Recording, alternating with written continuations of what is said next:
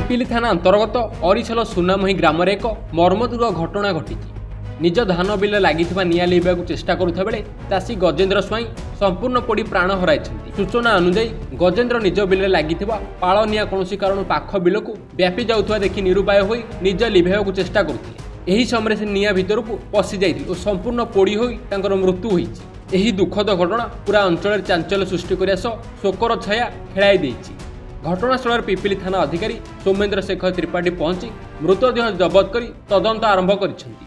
अन्यपटे राजस्व विभाग 3 जणिया टीम घटनास्थल परिदर्शन कर स्थिति आकलन करिसेंति। घटनाटा घटला केतळु घटी मु जानि मु 11टा भितर सुनला बेलू सुनामी गोटा लोक चाष जमी पड़ी जाइए।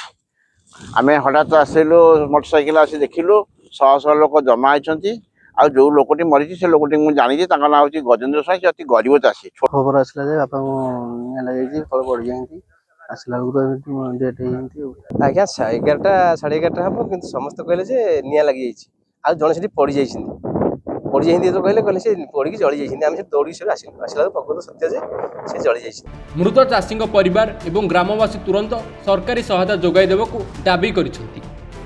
Bureau report Dumani TV.